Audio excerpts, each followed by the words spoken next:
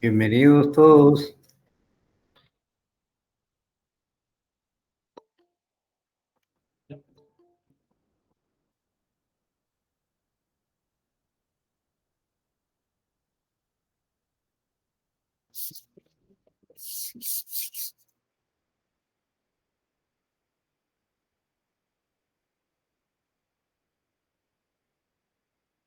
En breve comenzamos, compañeros. Ahora vamos a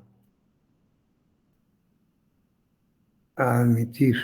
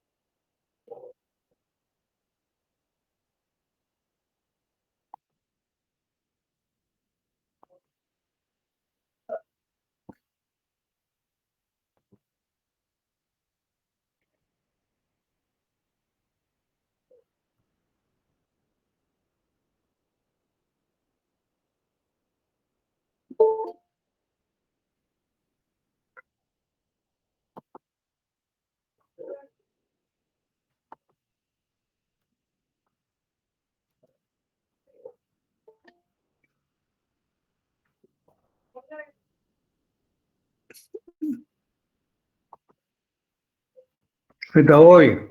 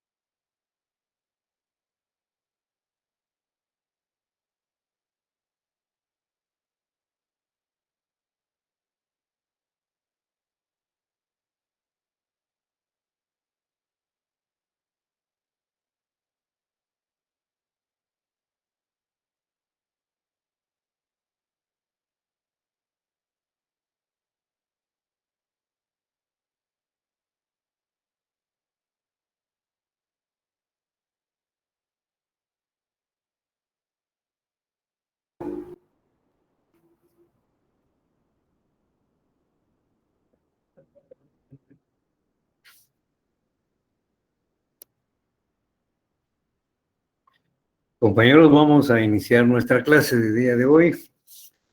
Sean bienvenidos todos. Mucho gusto de saludarlos. El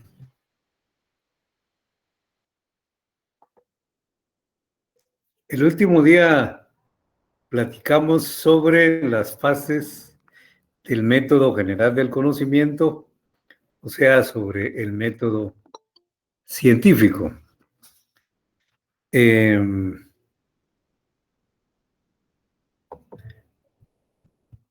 Hablamos de la fase sensorial, comenzamos a hablar de la fase irracional. Entonces, para continuar el tema, inicialmente les voy a subir la presentación con el tema. Les voy a quitar la cámara porque a veces a uno se le olvida que lo están viendo. Vamos a ver, Juanes.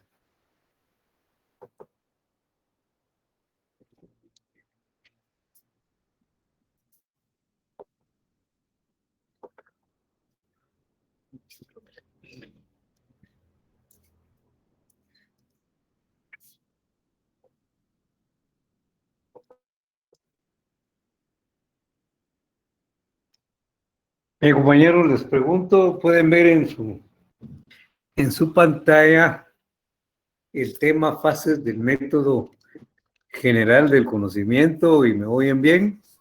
Sí, licenciado. Sí, licenciado. Perfecto. Sí. Entonces, vamos primero a recordar qué es lo que estábamos explicando el último día. Primeramente, un momentito.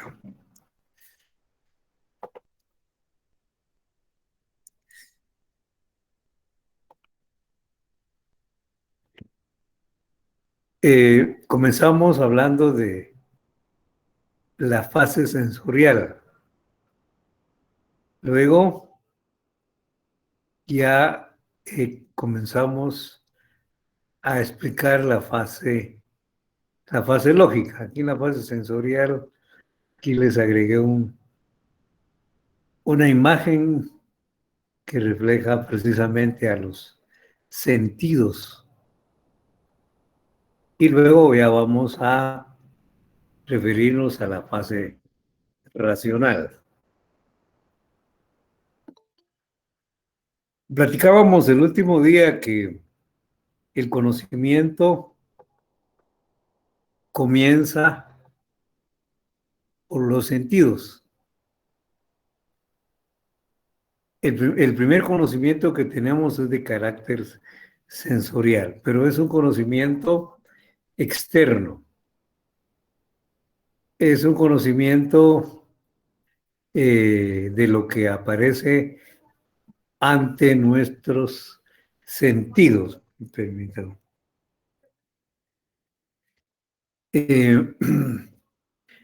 Pero para profundizar más, para comprender más, tenemos necesariamente que utilizar también procedimientos de carácter racional, intelectual. Y con tal y como platicábamos en la última clase, el primer procedimiento es el análisis. Decíamos que el análisis es la separación, la división, la desintegración mental de un todo en sus partes.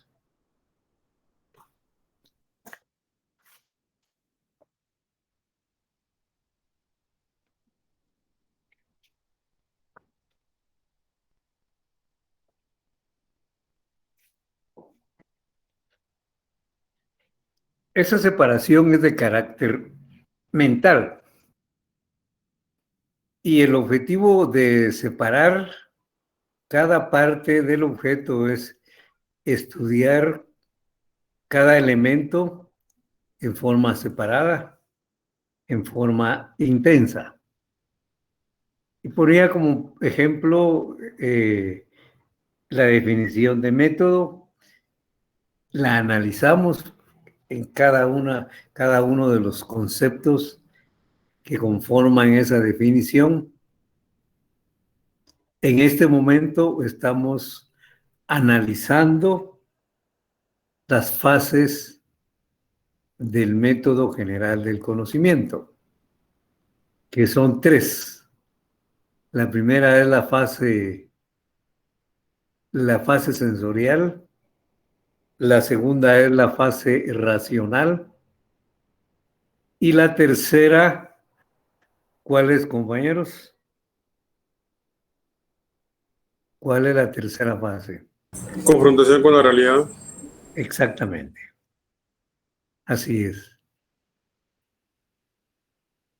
Ahora hablamos de la fase sensorial, la analizamos y ahí hicimos un nuevo análisis de la fase sensorial con sus diferentes procedimientos, la sensación, la percepción y la representación.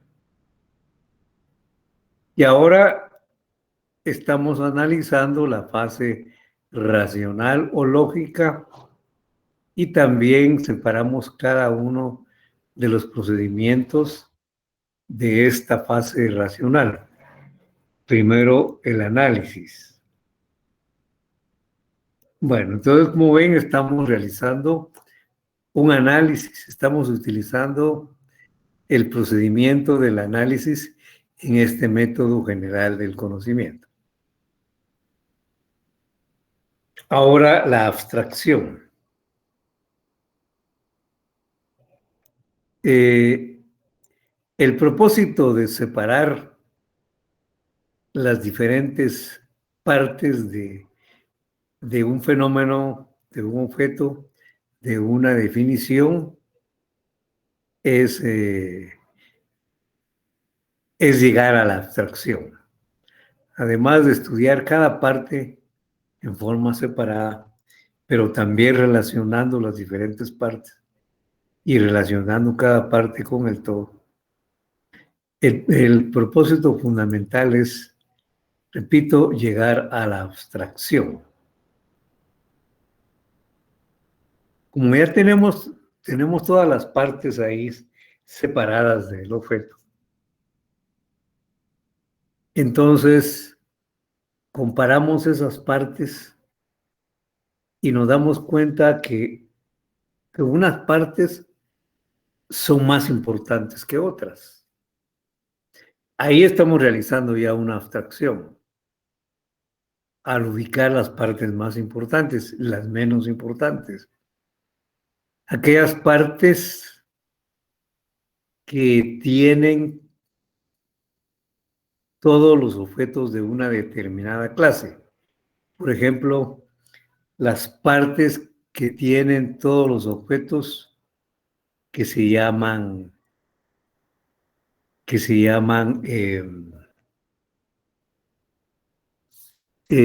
mesa, por ejemplo.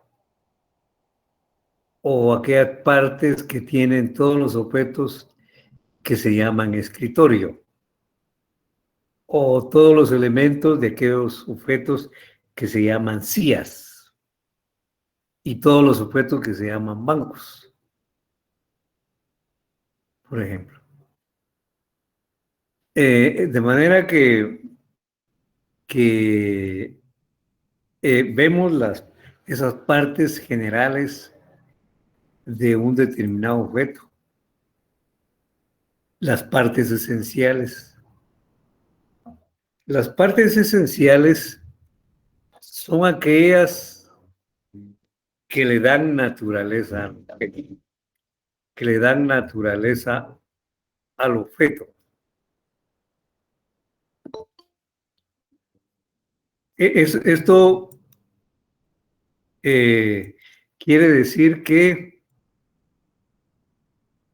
son las partes sin las cuales deja de ser ese objeto.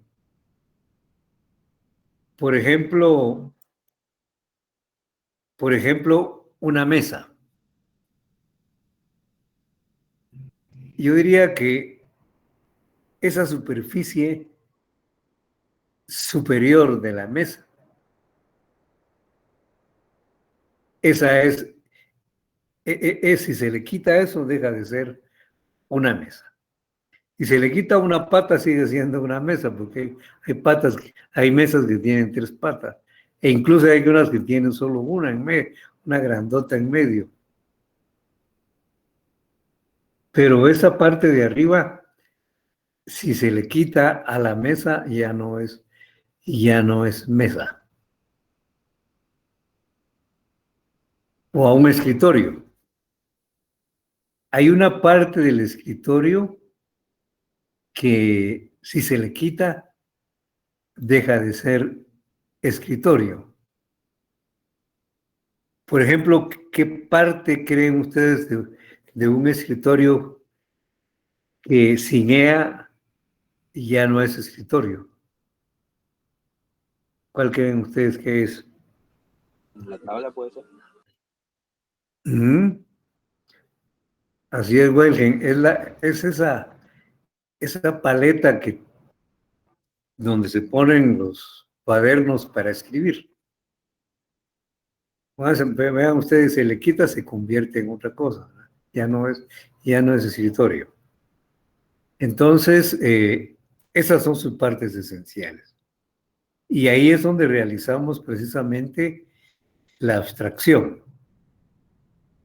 cuando determinamos las partes esenciales del objeto. Dice, la razón humana llega al conocimiento de la esencia del objeto. Es decir, vemos sus elementos, descubrimos sus elementos esenciales. Y ahí es entonces cuando realizamos la abstracción. Incluso, repito, cuando estamos determinando qué partes son más importantes que otras, ahí también estamos realizando una abstracción. Ahora, ahora realizamos la síntesis. Yo les pregunto, compañeros, según su criterio, ¿qué es síntesis? ¿Qué es sintetizar?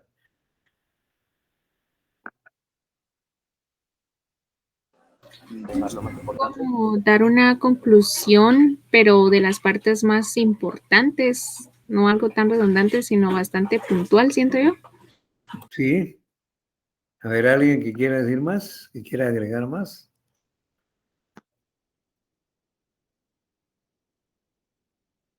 ¿No hay otra opinión? Licenciado sería el antónimo de análisis, ya que análisis es separar las partes las partes de un todo. En cambio, síntesis sería unir ya las partes de un todo. Ajá. Miren, Kevin, miren pues. Precisamente el análisis, la síntesis, es un procedimiento opuesto al análisis. Si en el análisis separamos las partes de un objeto, en la síntesis reunimos nuevamente las partes. Reunimos mentalmente las partes. Y al reunir las partes, reconstruimos todo el objeto. Ahora, fíjese que esa reconstrucción y en ese proceso de síntesis, hay partes que ya no incluimos, que son secundarias. Por ejemplo, hay mesas que tienen un filete en la orilla. Eso no es importante en una mesa. El color de la mesa tampoco. Puede tener cualquier color. Incluso hasta el número de patas varía. Entonces, se incluyen en la síntesis las partes más importantes, las partes generales, las partes fundamentales de un objeto. Bueno, pero tenemos ya formado todo el objeto completo.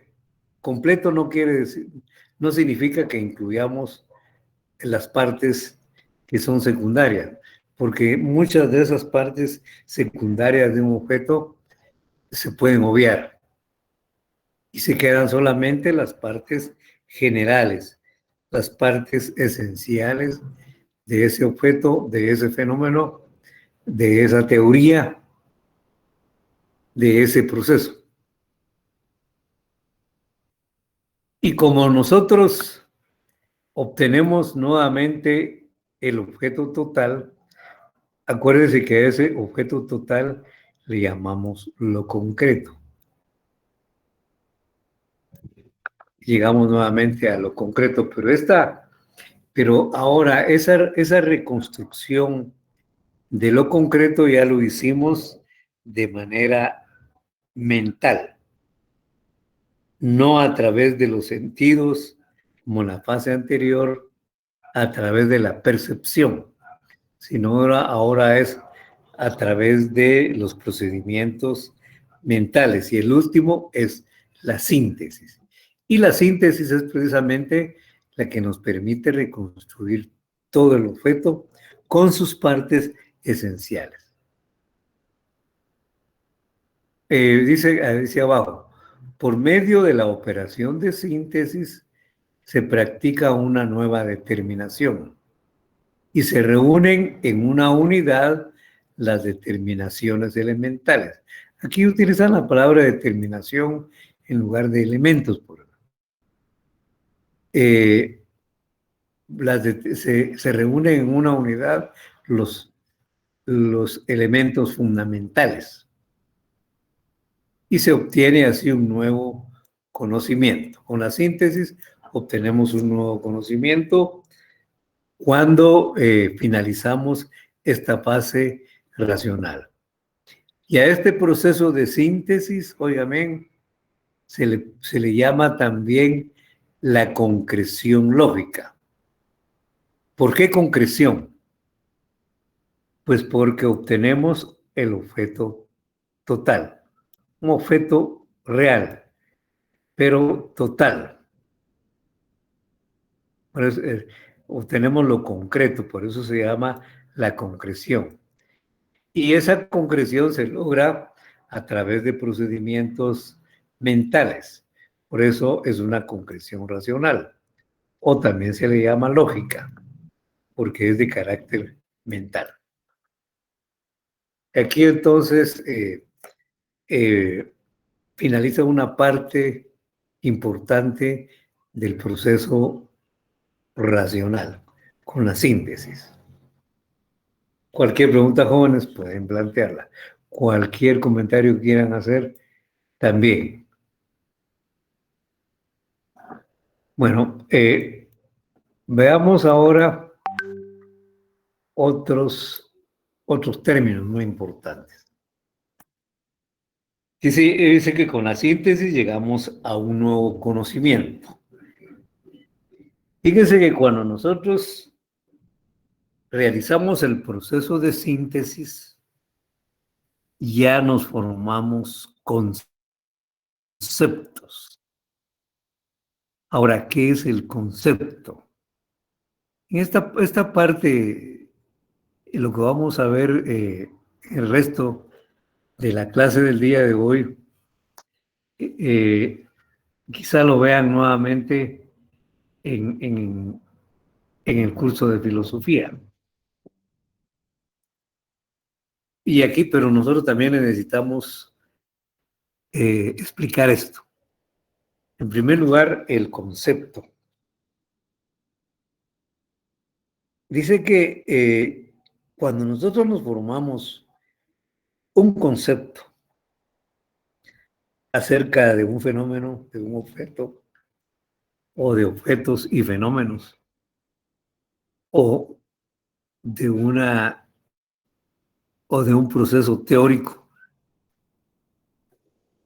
entonces eso quiere decir que nos formamos una idea general de ese objeto. Ya tenemos una idea general del objeto. Esa idea es idea porque se encuentra en nuestra mente.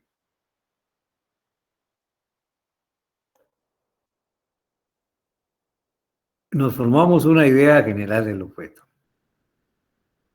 Miren lo que dice aquí, es la síntesis mental de las características esenciales de una clase de objetos. Nosotros nos formamos la síntesis mental, por ejemplo, de lo que es una mesa, o una silla, o un escritorio, o el concepto de método científico. Fíjense bien, es una síntesis mental de las características o elementos esenciales de una clase de objetos, o de una definición, o de un fenómeno. A eso le llamamos concepto. Ahora, tengamos presente que el concepto es la unidad fundamental del conocimiento. Se le dice que es la unidad cognoscitiva. Es como la célula del conocimiento. Es la unidad fundamental del conocimiento. Este es el concepto. O sea que el conocimiento está formado por muchos conceptos. Dan cuenta, y esto es importante. Entonces, y hay que tener presente esto, porque vamos a seguir explicando otros procesos mentales. Y partimos precisamente del concepto como la unidad cognoscitiva. Fíjense bien. Ahora, la definición. La definición. La definición es la expresión.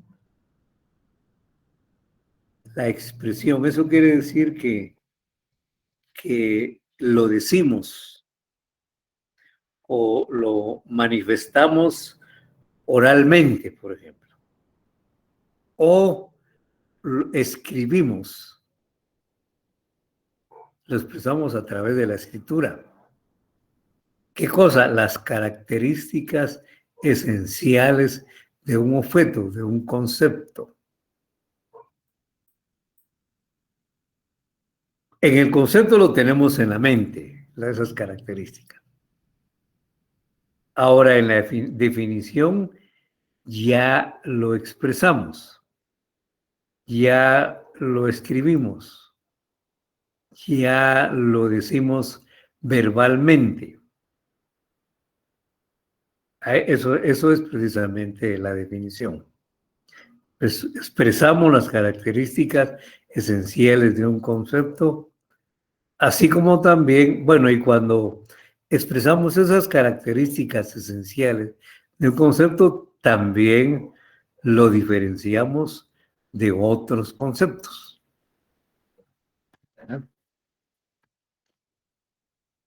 Por ejemplo, ¿qué elemento diferencia a un escritorio de una CIA, por ejemplo? ¿Cuál creen ustedes que es el elemento que diferencia a un escritorio de una CIA?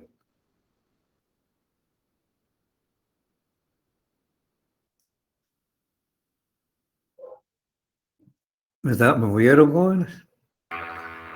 ¿Será que a mi forma de pensar puede ser la apariencia y Sí. también la función y el objetivo que tenga o el destino por el cual va a ser utilizado? Ajá. ¿Algún otro criterio?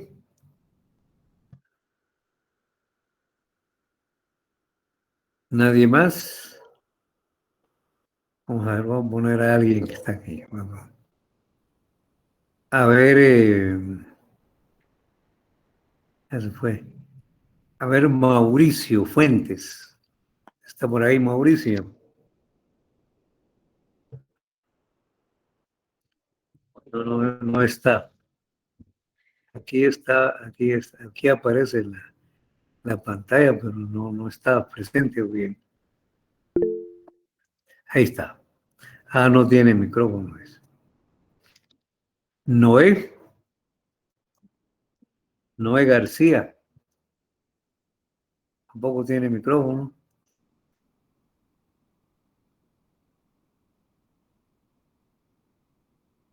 No se encuentra Noé García.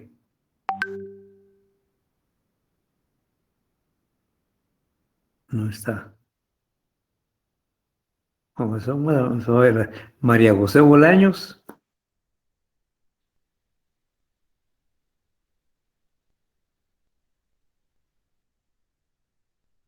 ¿Por qué no quieren contestar, jóvenes? No me entendieron la pregunta o quieren algo que les explique para poder responder. Yo no quiero que me contesten una cosa que esté escrita. No, lo que ustedes piensen. ¿No se encuentra María José?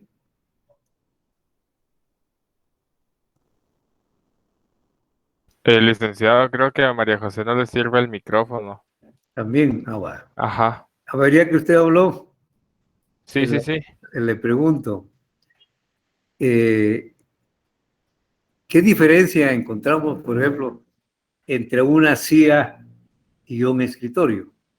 Es una Entre una cosa, silla y un escritorio, pues para empezar la paleta que tiene que nos sirve para colocar los cuadernos, libros y también la función a la cual está destinada, porque una silla en un aula de algún colegio no sería lo mismo que un escritorio, porque pues no podríamos colocar nada y no podríamos trabajar en ella. muy bien, así es. Gracias, Alejandro. Licenciado, A ver, Kimberly, Adira. licenciado, yo opino que, como mis compañeros lo decían, que es la función, licenciado, porque la CIA, Ajá. supongámosle, sirve para sostener a una persona, por decirlo así, mientras Eso que la es. mesa a objetos útiles o cosas así. Así es. Está bien, muy bien. Bueno, compañeros, de manera que en la definición, al- igual que en el concepto, se expresa no, en el concepto no se expresa nada. Eso solo lo tenemos aquí en la mente. En la definición sí ya lo expresamos. Esas características esenciales que caracterizan a un determinado objeto y que los diferencian de los demás. Por supuesto, la función es muy importante. Bueno, ahora ya hablamos del concepto y de la definición. Entonces, por ejemplo, si yo, por eso, fíjense que en los exámenes muy frecuentemente ponemos lo siguiente: escriba el concepto de método científico o defina el método científico. Entonces, ustedes tienen que escribir los elementos esenciales de ese concepto método científico. Y hay veces que tienen la idea general, pero no lo definen. Y entonces no hay, y como estamos pidiendo una definición, pues no se puede poner punteo porque no se puso la definición, aunque muchas veces se tenga esa idea general. Bien, entonces, Licenciado,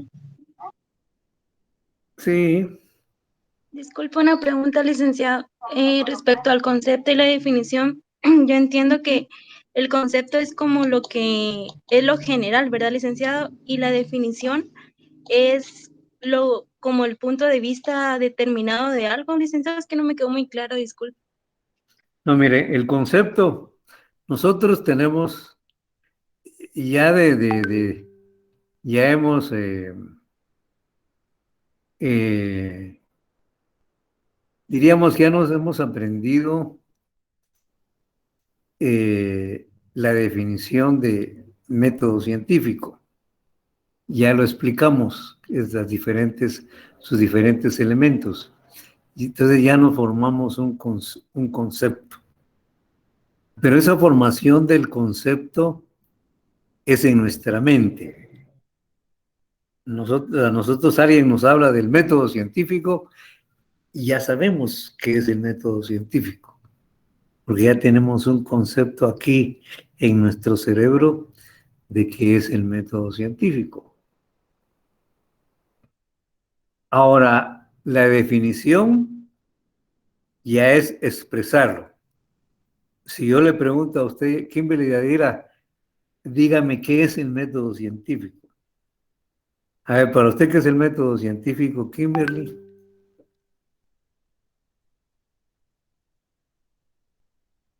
Sería el método científico, como se explicaba, que viene del griego meta, que se Es, traduce como vía o camino para llegar a la meta. eso Pero, es, ¿así, licenciado? eso es el método en general. Pero método científico, ¿Forma de investigación, licenciado? Nosotros definimos el método científico como un camino, como eso sí es cierto, como un proceso que tiene ciertas características. Es un proceso sistemático, sensorial y razonado que se sigue para la obtención del conocimiento.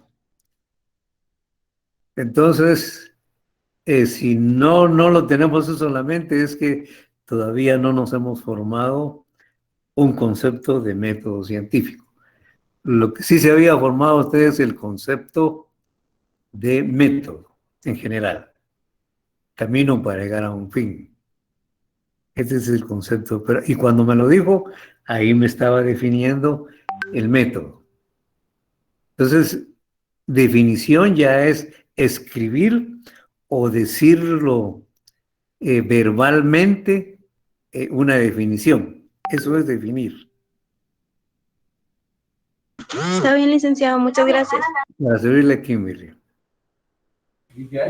Licenciado, disculpe, estaba con lo que usted estaba hablando, ¿verdad? Le voy a decir lo que yo entiendo y usted me dice si está bien o no. Aparte de en la definición, pues se expresa lo que tenemos, de la idea que tenemos. Aquí dice que también en la definición puedo ver que es algo más detallado porque dice que decimos o expresamos lo que van a diferenciar de otros objetos. Entonces, se podría decir que en la definición se le agregan más características o algo así. Sí, exacto, sí, en la definición sí expresamos esas características. Aunque hay que tratar, oiga, hay que tratar de poner las más importantes. Hay muchas que no son necesarias, son muy poco importantes. Entonces, siempre hay que tratar de, como su nombre lo dice, sintetizar, o sea, poner las características esenciales, las más importantes. Ah, bueno, ahora sí ya quedó claro. Gracias. Muy bien, amigo. Bien, jóvenes, ahora vamos a otro concepto, a otro procedimiento mental, a otra forma del pensamiento que se llama juicio. Este término no tiene nada que ver con el aspecto jurídico, sino que es una forma de pensamiento que recibe el nombre de juicio. Dice aquí, es la forma de pensamiento en la cual se establece una relación entre dos o más conceptos. Por eso es que el concepto de la unidad fundamental, la unidad cognitiva. Ahora, ya el juicio es relacionar dos o más conceptos. Es relacionar conceptos. Es un juicio. Algunos dicen que es un pensamiento en el que se afirma o niega algo. No, algo se afirma, niega o niega algo de algo.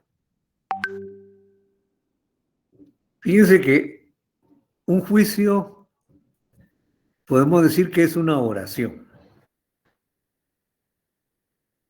Lo que se afirma de algo es el predicado. Y ese algo del cual se está negando o afirmando algo, ese es el sujeto. De manera que el juicio es una oración. Y en una oración también se está afirmando o negando algo. Por ejemplo, yo digo,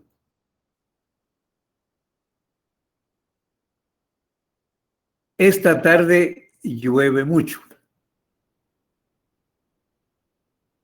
Aquí estoy afirmando o negando algo, jóvenes. Esta tarde llueve mucho. Afirmando. Exactamente, estoy afirmando algo. Ahora, si digo, esta tarde no llueve, esta tarde no llueve, ¿estoy afirmando o estoy negando algo? Estoy negando, es un juicio negativo. Y el primero es un juicio afirmativo. Ahora, fíjense que los juicios se clasifican según diferentes criterios. Los dos juicios anteriores se clasifican según su calidad. Pueden ser juicios afirmativos o pueden ser juicios negativos.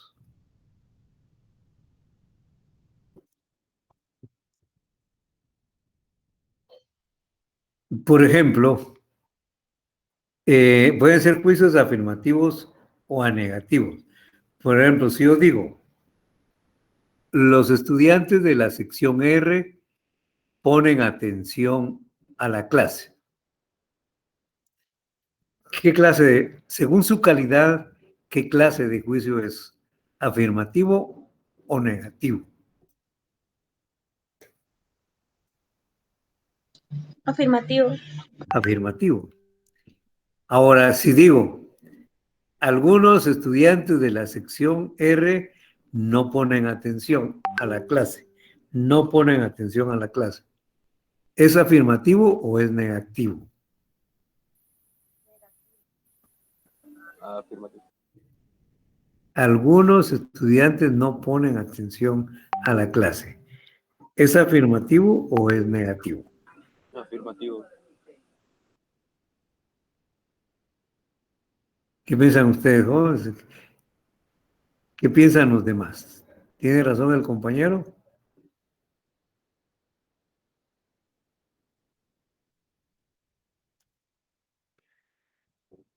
¿No están muy seguros?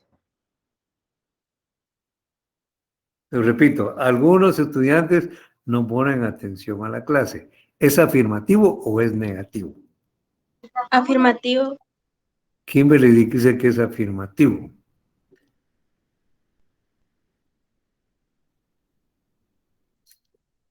Bueno,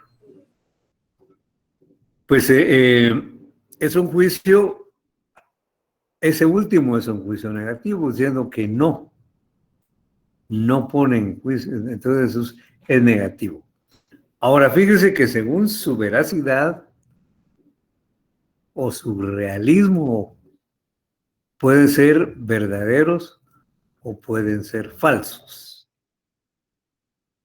Si yo digo, fíjense bien, si yo digo, esta tarde está lloviendo mucho, según su calidad, es un juicio afirmativo, tal como ustedes dijeron. Ahora, según su veracidad, ¿es verdadero o es falso?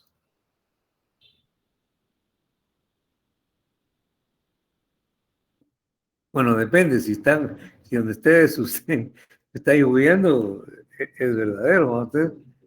Pero aquí donde yo estoy, no está lloviendo. Entonces, para mí, este es un juicio verdadero. Estoy diciendo que esta tarde no está lloviendo. Es un juicio. Bueno, si dije, perdón, jóvenes, ¿cómo fue lo que dije al principio? Esta tarde no es, así dije, ¿verdad? Si yo digo, esta tarde no está lloviendo, es un juicio negativo. Si digo, no está lloviendo. Pero según su veracidad, es un juicio verdadero. Por lo menos donde yo estoy no está lloviendo. Por lo tanto, es verdadero. Es negativo y a la vez es verdadero. Ahora, si yo digo, Esta tarde está lloviendo mucho. Esta tarde está lloviendo mucho. Este es un juicio afirmativo. Pero es falso. Es falso. Porque aquí donde estoy no está lloviendo. Al contrario, hay calor. Hay sol. ¿Me entendieron, compañeros, esto? Sí, licenciado. Sí, licenciado. Licenciado. Bueno. Una cosa es que sea afirmativo y otra cosa es que sea verdadero o falso. Una cosa es que sea negativo y otra es que sea falso o verdadero. Bueno. Ahora fíjense que también los juicios se clasifican según su extensión. Cuando yo me refiero, cuando nosotros estamos en una conversación, en una clase, en una reunión, nos referimos, por ejemplo, a ciertos conjuntos determinados. En el ejemplo que les voy a poner, me voy a referir a los estudiantes de la sección R. Ahí vamos a poner nuestra atención, en un conjunto determinado. Y este va a ser mi universo, ¿no? O nuestro universo, porque vamos a hablar de la sección R. Así como cuando hacemos una investigación, siempre nos planteamos de qué grupo queremos obtener la información, de qué comunidad. Entonces nos planteamos un universo. Entonces, en este caso, nuestro universo va a ser los estudiantes de la sección R. Un universo no necesariamente quiere decir todos los estudiantes del mundo, sino un universo puede estar constituido por los 28 estudiantes que están presentes en esta clase de la sección R. Este es mi universo, este es mi conjunto determinado. Y entonces, yo digo lo siguiente, si yo afirmo lo siguiente, fíjense bien, todos los estudiantes de la sección R están poniendo atención a la clase. O todos los estudiantes de la sección R ponen atención a la clase. Entonces, ¿qué tipo de juicio será?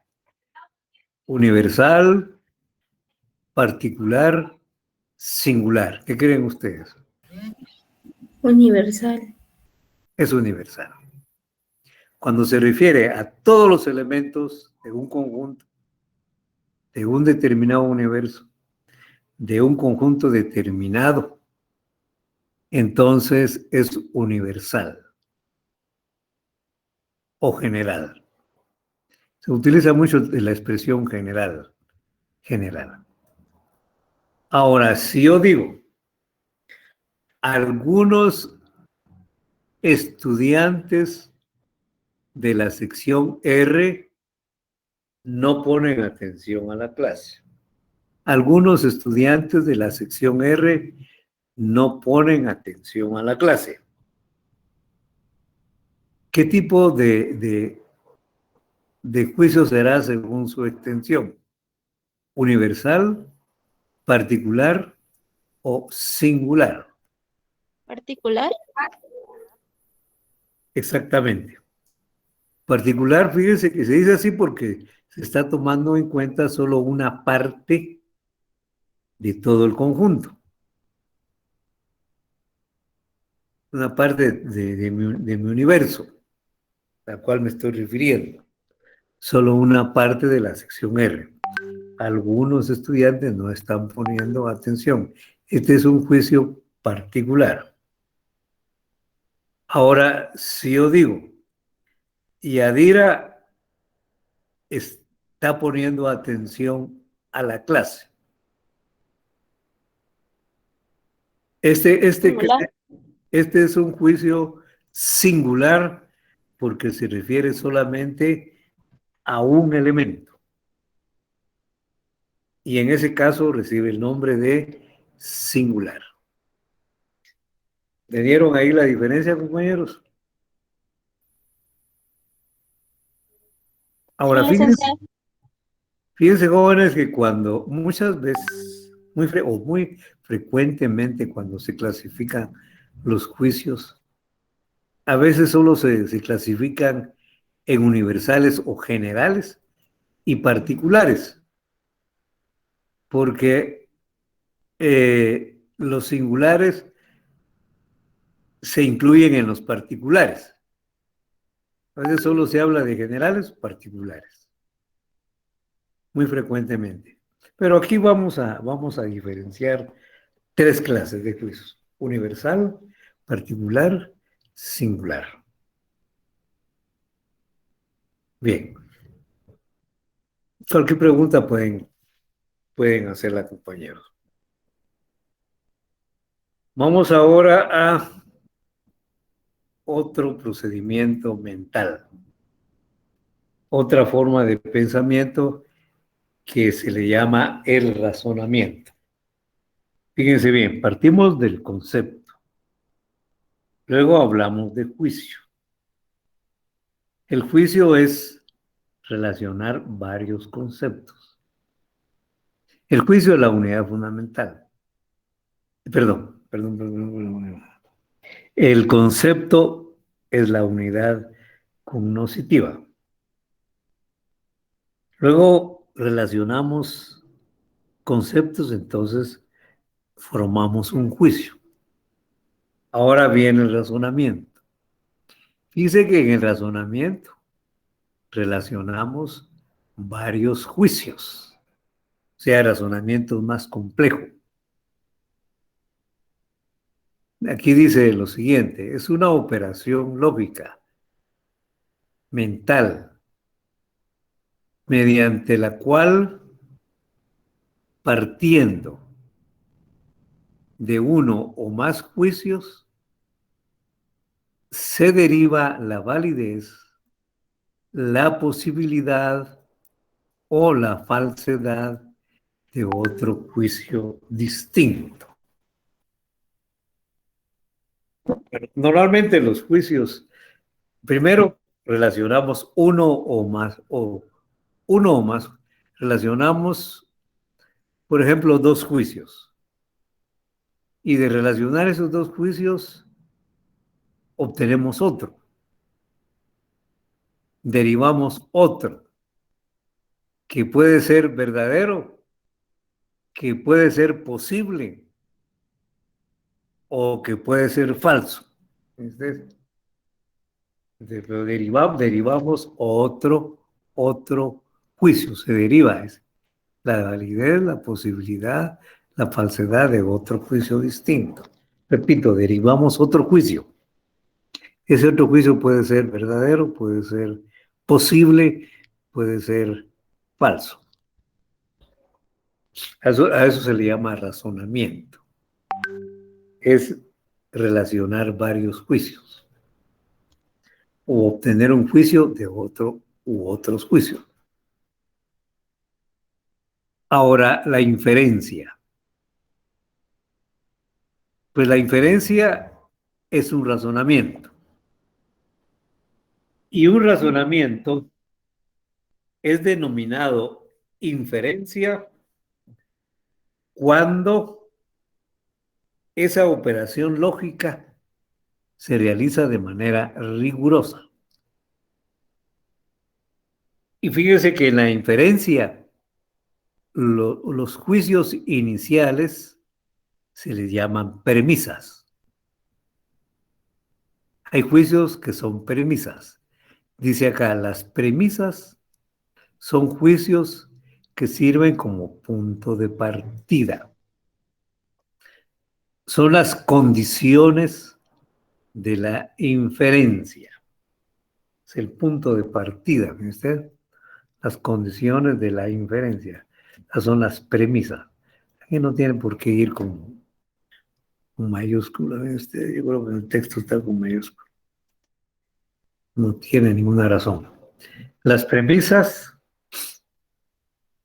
son el punto de partida. Y luego viene la conclusión. La conclusión es el juicio derivado. La conclusión es el resultado. La conclusión es el juicio inferido. ¿De dónde se deriva? Pues de las premisas. Entonces, en la inferencia hay juicios que sirven como premisas y hay juicios que sirven y hay un juicio que es la conclusión. O puede ser más de un juicio, pero normalmente es uno, la conclusión.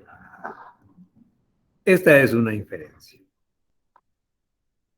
Ahora, fíjense, jóvenes, que hay inferencias deductivas y hay inferencias inductivas. Vamos a referirnos a continuación a la inducción y a la deducción. Jóvenes, cualquier cosa que no hayan entendido, pregúntenme. Si no preguntan, yo asumo que lo que hemos hablado ha quedado claro, está comprendido. Y si tienen alguna inquietud, plantéela sin ninguna pena.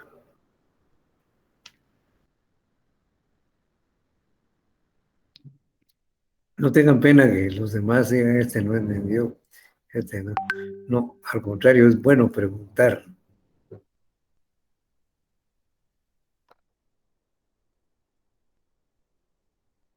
Bien, Juanazos.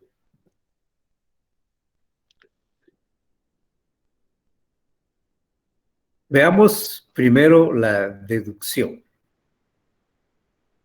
Fíjense que en esto de la deducción y la inducción debemos de tener claro esta diferencia de estos juicios. Miren, juicios generales, juicios particulares, juicios singulares. Esto es muy importante acá. Entonces, veamos la deducción.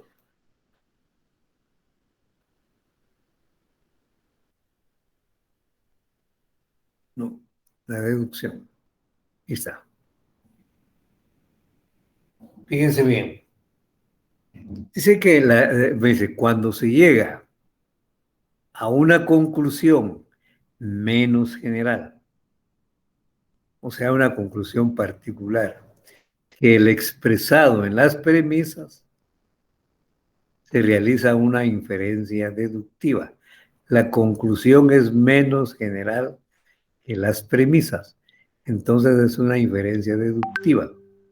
Quizás sea más claro esto, miren. Cuando se va de lo general hacia lo particular o incluso a lo singular, entonces la inferencia es deductiva. Se va de lo general a lo particular. Se parte de un juicio o de juicios generales y se llegan a juicios particulares o juicios singulares.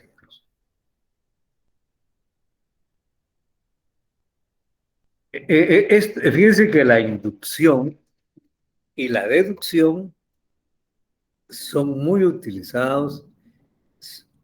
Estas inferencias son muy utilizadas en la metodología cuando realizamos investigación.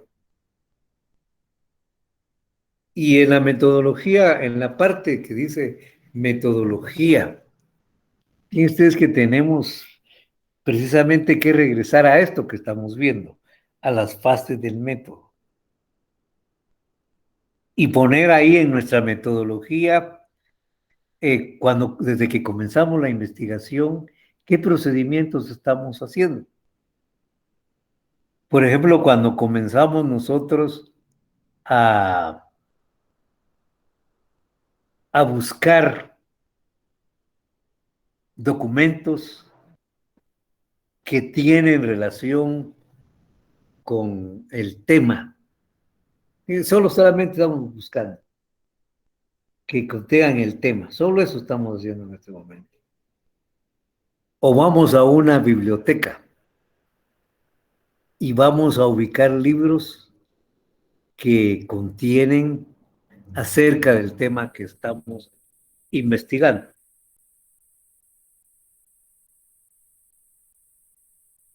Por ejemplo, estamos investigando la migración externa del país. Vamos a una hemeroteca y buscamos periódicos que hablan de la migración, fenómenos, nos dan noticias de la migración o hay artículos acerca de la migración o cualquier documento, pero solo estamos ubicando los documentos. ¿Qué procedimientos estaríamos aplicando? Ahí, jóvenes, estamos aplicando procedimientos sensoriales o procedimientos racionales, solo ubicando los libros. ¿Ustedes qué piensan? ¿Qué procedimientos están utilizando ahí, compañeros? Solo están viendo que ahí diga migración, ¿verdad?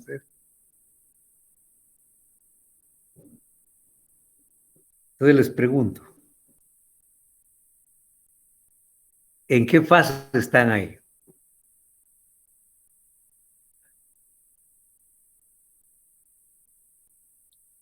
¿Es sensorial o es racional?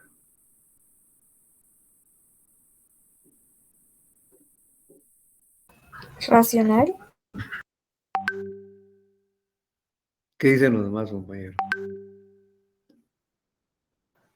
¿Podría repetir la pregunta, licenciado, por favor? Estamos ubicando libros que hablen del tema. Por ejemplo, nuestra investigación versa sobre la migración. Entonces yo voy a buscar libros que se refieran a la migración, pero solo voy a ver los títulos, nada más. Solo ubicarlos. Tal vez sería la racional. ¿Qué piensan los demás, compañeros?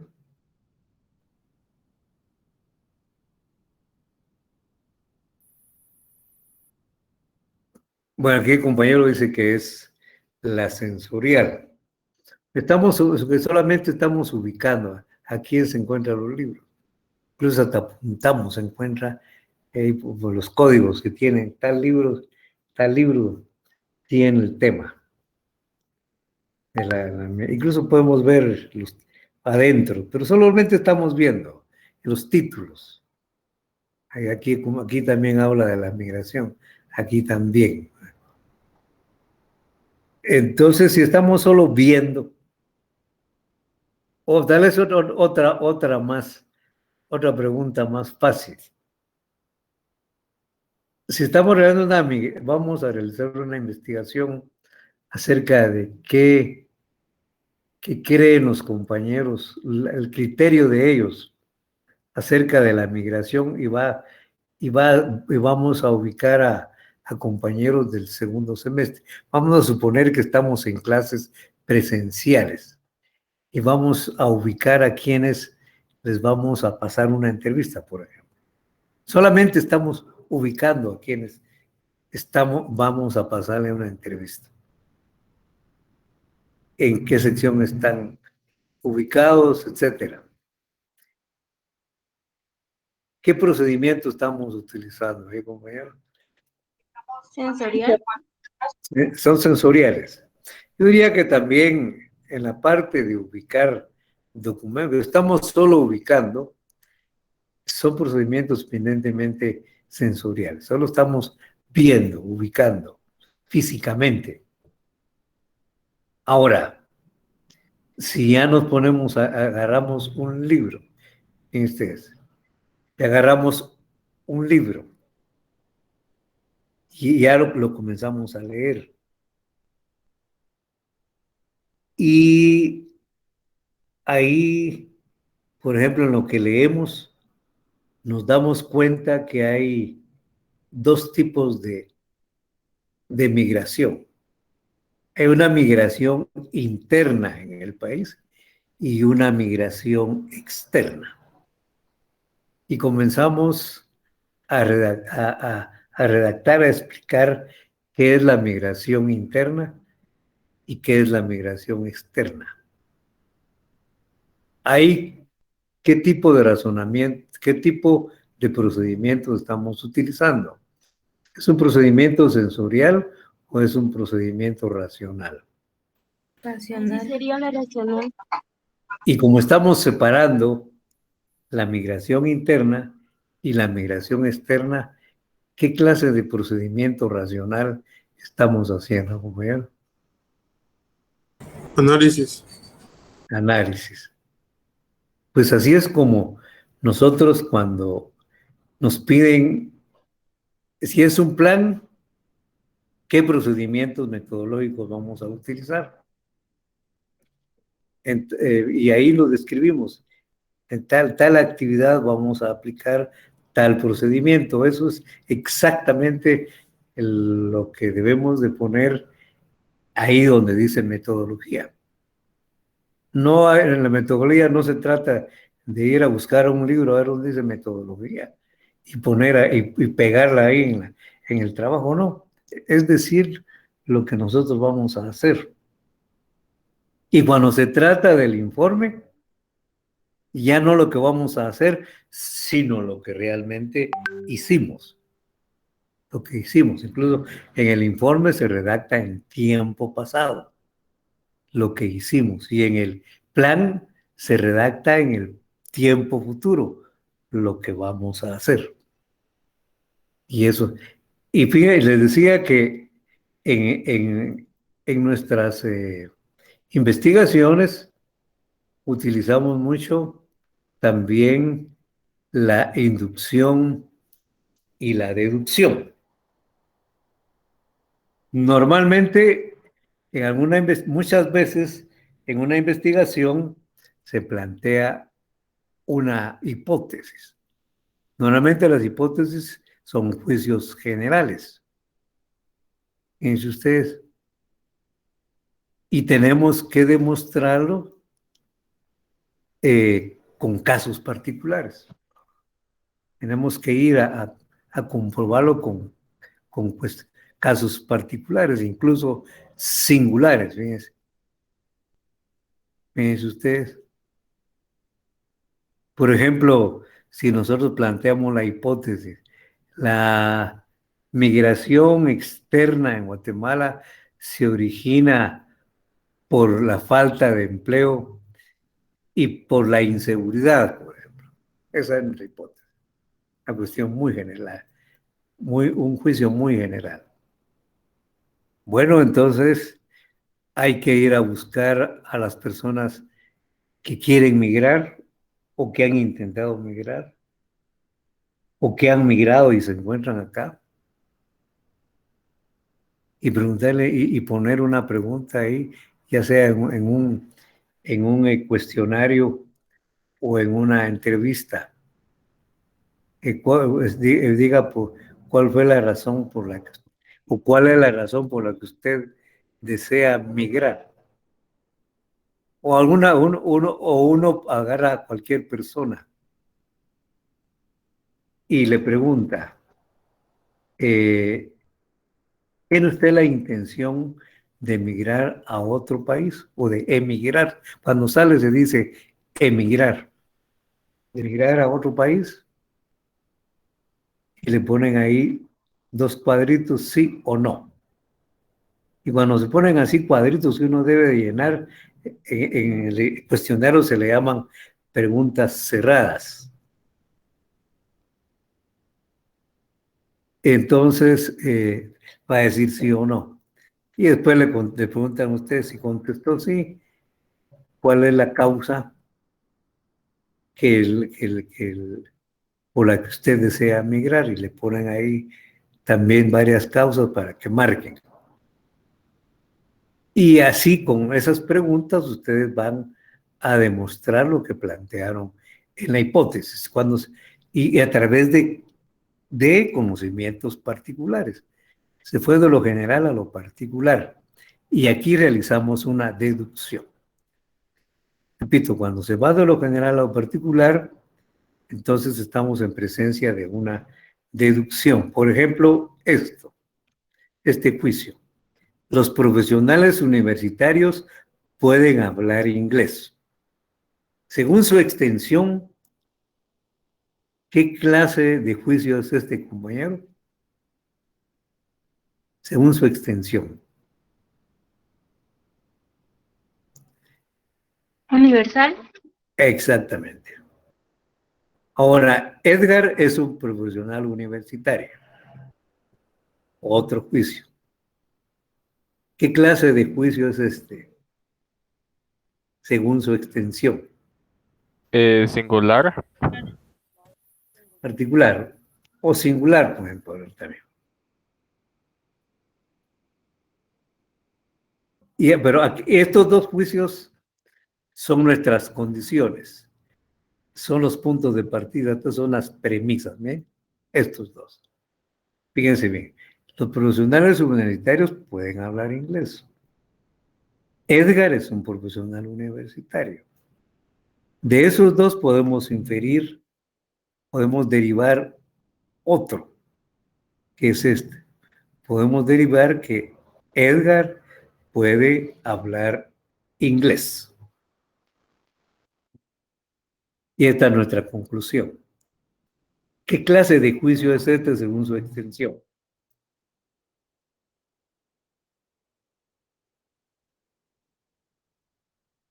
Edgar puede hablar inglés. Según su extensión, ¿qué clase de juicio es? Particular. Es un juicio particular. Muy bien. O singular. Más preciso, singular. Es particular porque es una parte, ¿va? Pero singular. Ahora, si se va de lo particular, perdón, si se va de lo general a lo particular, como en este caso, ¿qué cosa que puse acá?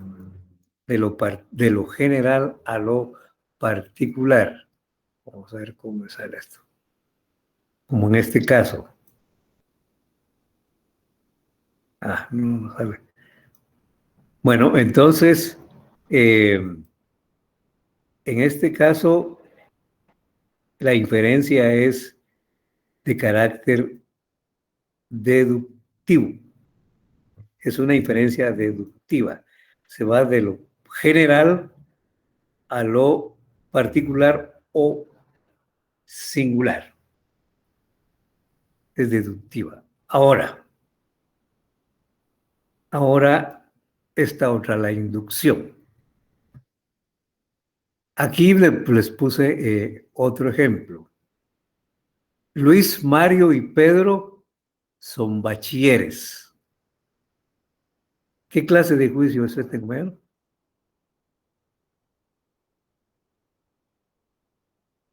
Según su extensión. Singular. Fíjense que hay tres.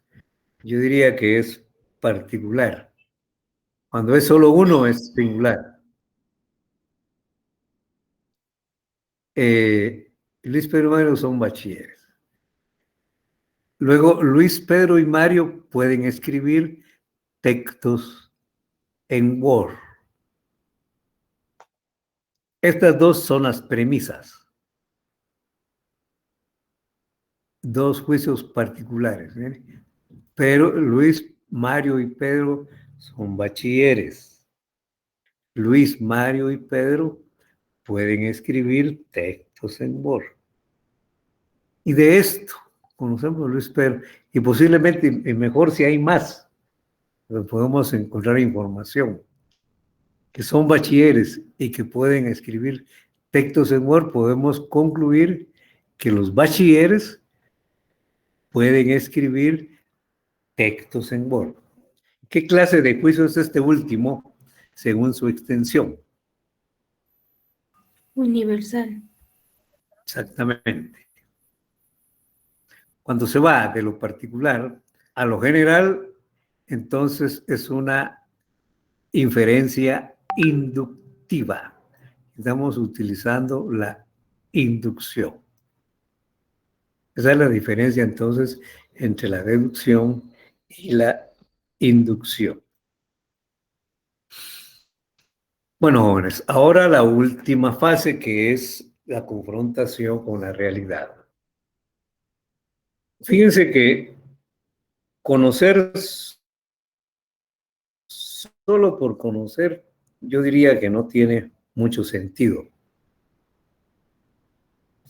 El propósito de conocer es aplicar ese conocimiento a la realidad, a la vida diaria, a nuestra vida.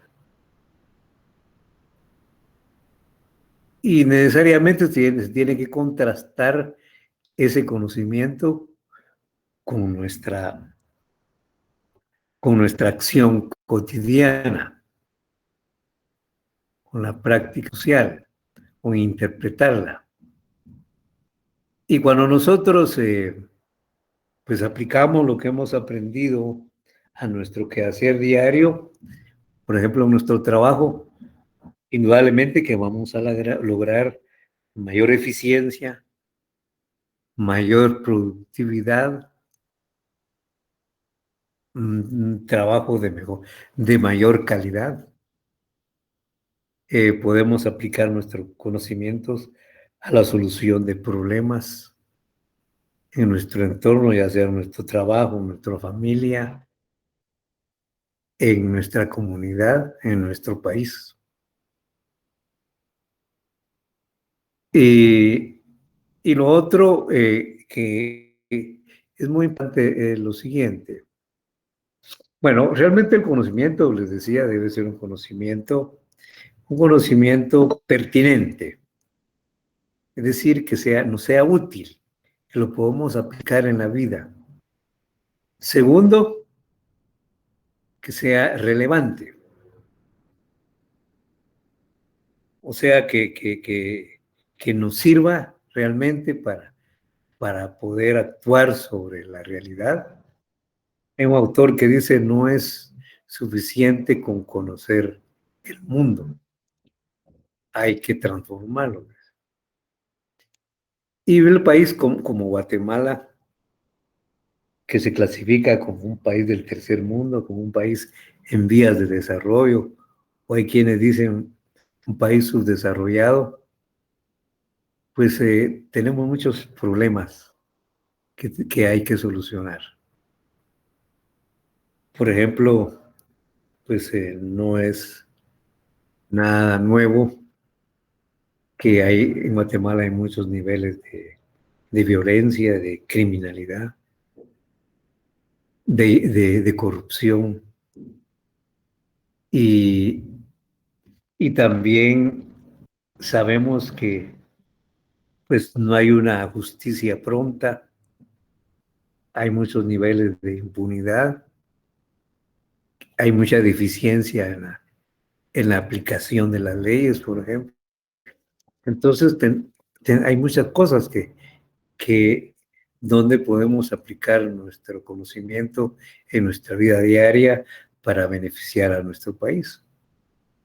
Hay cosas que nos damos cuenta al nomás salir a la calle, que contaminamos mucho el ambiente, que no protegemos los recursos naturales. Nomás llueve y ya se inundan todas las calles, ¿verdad? Y ustedes saben por qué. Eso es por nuestra propia cultura. Donde quiera botamos la basura. Donde quiera vemos gente que está tirando la basura en la calle.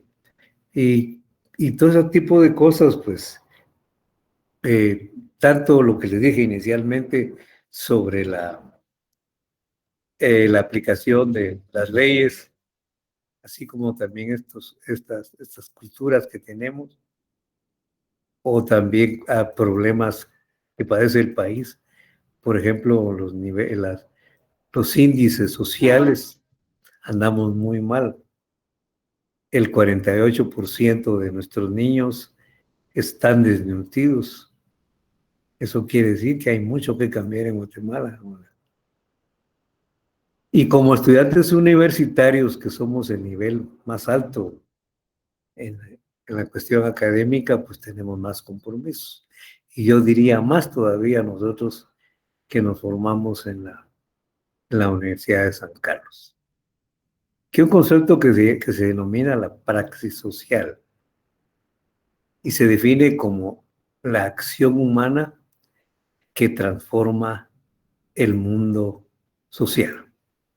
Bueno, con esta reflexión, pues terminamos la clase del día de hoy. Si ustedes tienen alguna pregunta, alguna inquietud, por favor, plantéenla.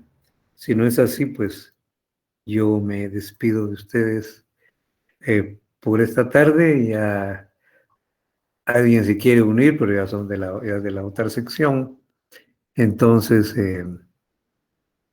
les deseo muy buena tarde, un feliz fin de semana y nos vemos el próximo día.